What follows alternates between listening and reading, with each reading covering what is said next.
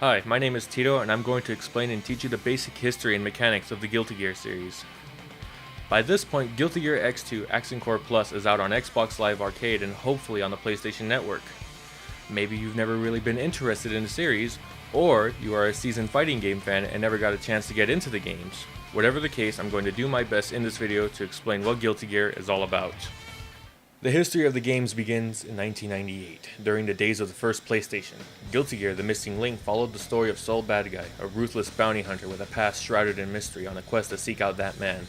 Along the way, he would encounter other fighters with other motives, including his former ally Kai Kiske, who uses lightning, or Chip Zaneth, a drug trafficker turned ninja out to avenge the death of his sensei.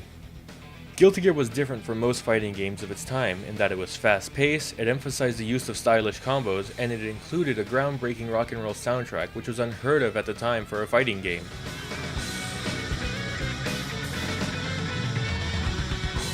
The game is littered with musical references such as Sol Badguy's theme, Keep Yourself Alive, which is a reference to the Queen song of the same name, or the character named Testament is a direct reference to the 80s heavy metal band.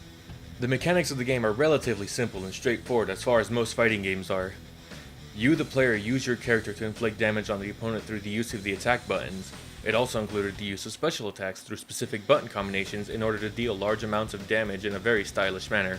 Like many fighting games at the time, it also included super moves called overdrive attacks, which can only be executed when your character has a certain amount of tension. To go one step further, Guilty Gear also included moves that would instantly end the match and award the player with the victory. These were called murder outbreaks and would go into the character's destroyer move, which would add further insult to injury when successfully pulled off.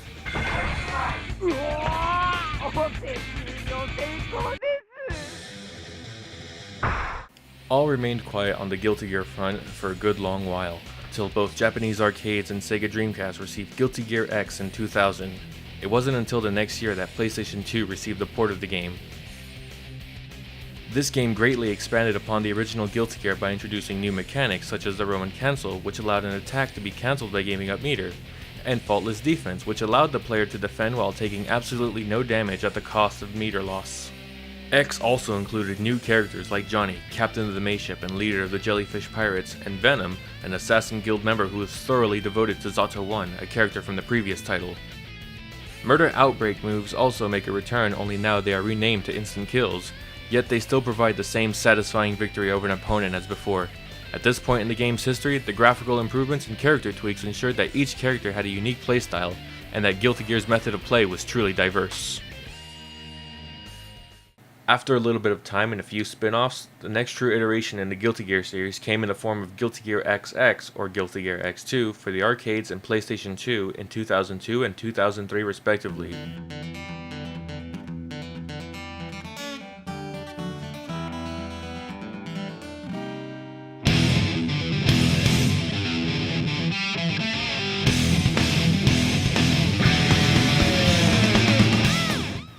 As with X, Guilty Gear X2 expanded the complexity of the gameplay with the introduction of a new mechanic, the Force Roman Cancel.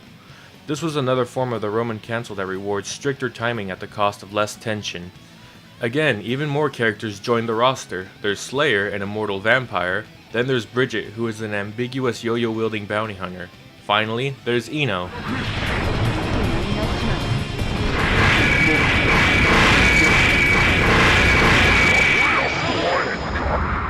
Damn.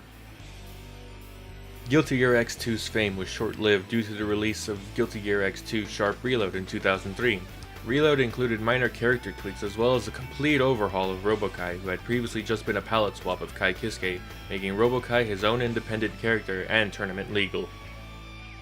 It would be another 2 years before anyone saw the next main title in the series, but sadly only Japan would receive it. Guilty Gear X2 Slash released as a Japan-only game in 2005. It saw little in the way of mechanical change, however it added 2 more characters to the playable roster. Abba, a homunculus woman who fights with a giant key. Then there is Order Soul, who was a version of Sol Badguy from the past during his days as a member of the Sacred Order of Holy Knights. Finally, in 2006, arcades were graced with Guilty Gear X2 Accent Core, and later in 2007, love would be shared with PlayStation 2 and Wii consoles. In traditional Guilty Gear fashion, this title expands gameplay by adding more mechanics such as force breaks, which are special attacks that can be executed for an expensive meter. It also introduced slashbacks, special defensive parries that could be used to recover from an opponent's attack immediately to launch a counterattack. Accent Core is the first instance outside of Japan where Order Soul is playable, however the characters Cliff and Justice are missing from this version. In 2008, Japan received an updated version of Accent Core called Guilty Gear X2 Accent Core Plus with a United States release a year later. While no major changes to the gameplay are found here, the game contains a variety of different game modes as well as the return of Cliff and Justice to the playable cast.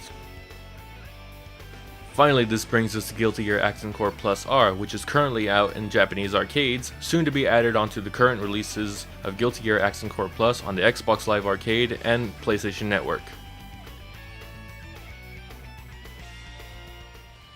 But wait, you say we failed to mention games like Guilty Gear Petite, Azuka, and Overture? You're right about that, but our aim with this video was to inform you about the main series of fighting games that we have such an appreciation for.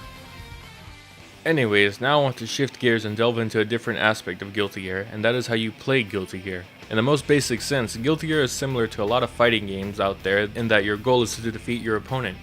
To defeat your opponent, you have to drain their health.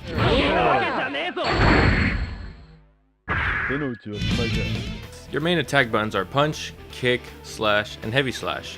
An additional attack called dust can be used to launch your opponent in the air or to act as a sweeping maneuver when crouching. You can also do specials, as we said before, by executing certain button combinations. Usually these are motions followed by attack buttons. In the same sense, overdrives can be executed in a similar style, the only difference being is that you need at least half of a tension meter in order to execute it. Instant kills follow suit in the same way. In order to perform an instant kill, first you have to change your tension bar by pressing punch, kick, slash, and heavy slash at the same time. Then execute your character's input to perform the instant kill. You win! Players can defend themselves from oncoming attacks by blocking or holding the opposite direction that your character is facing during an attack. That really covers the game in the most basic sense. Now let's move on to the HUD and what you're actually looking at. These up here are your health bars, which will let you know at any given moment how much health both you and your opponent have. Next comes the timer, which tells you how many seconds are left in the current round. After that would be your match point indicators. All they do is show you how many rounds you've won in a given match. Then you have your burst gauge. Yes, it's actually a meter. It determines when your burst is available. To the side of that one is your guard meter. It's a little complicated to explain, but for now just understand that it determines how much damage you take.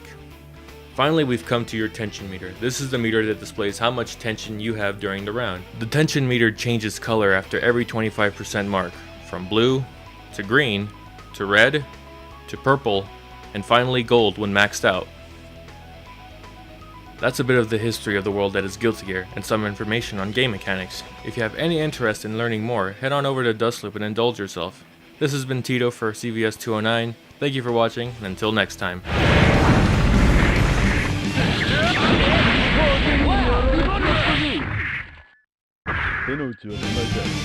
You win!